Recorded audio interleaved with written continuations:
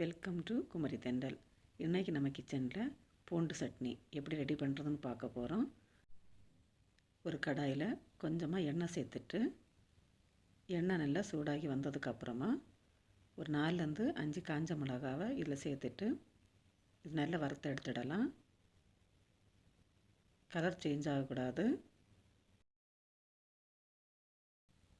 மிதமான தீயில் வறுத்து எடுத்துடலாம். இப்போ இது நமக்கு ரெடி ஆகிடுச்சு. இதை ஒரு பாத்திரத்தில் மாற்றிட்டு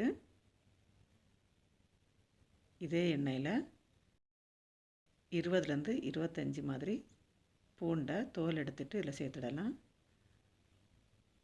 சேர்த்துட்டு இதை வதக்கி எடுத்துடலாம். பூண்டு ரொம்ப அதிகமாக வதங்கி வர வேண்டாம்.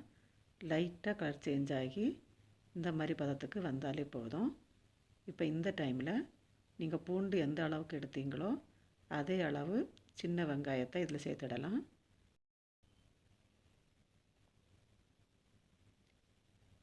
இது கூட கொஞ்சமாக புளி இதையும் சேர்த்துட்டு இதுக்கு தேவையான அளவு உப்பு இதுவும் சேர்த்ததுக்கப்புறமா இதை நல்லா வதக்கி எடுத்துடலாம்.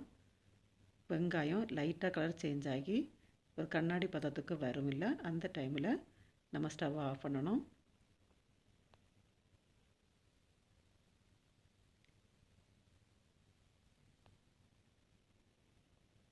இப்போ பாருங்கள், வெங்காயம் கண்ணாடி பதத்துக்கு வந்துட்டுருக்குது. இந்த டைமில் இது எல்லாத்தையும் நம்ம எடுத்துடலாம்.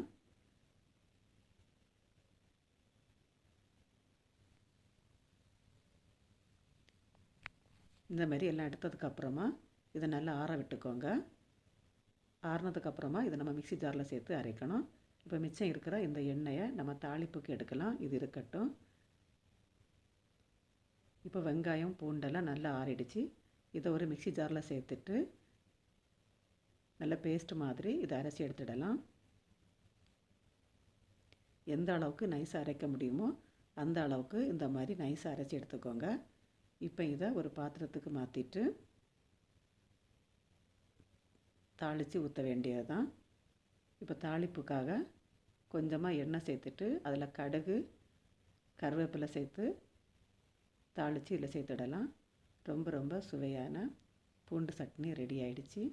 நீங்களும் இதே மாதிரி ட்ரை பண்ணி பார்த்து எப்படி இருந்துச்சுன்னு கமெண்ட்டில் சொல்லுங்கள். நீங்கள் இன்னும் நம்ம சேனலை சப்ஸ்கிரைப் பண்ணலைன்னா குமரி தென்றல் சேனலை சப்ஸ்கிரைப் பண்ணிக்கோங்க. மறக்காமல் பக்கத்தில் இருக்கிற பெல் ஐக்கானையும் கிளிக் பண்ணிக்கோங்க. அப்போ தான் நான் போடுற ஒவ்வொரு வீடியோவும் உடனுக்குடன் உங்களுக்கு வந்து சேரும். மீண்டும் இன்னொரு ரெசிபியோடு உங்களை சந்திக்கிறேன். நன்றி, வணக்கம்.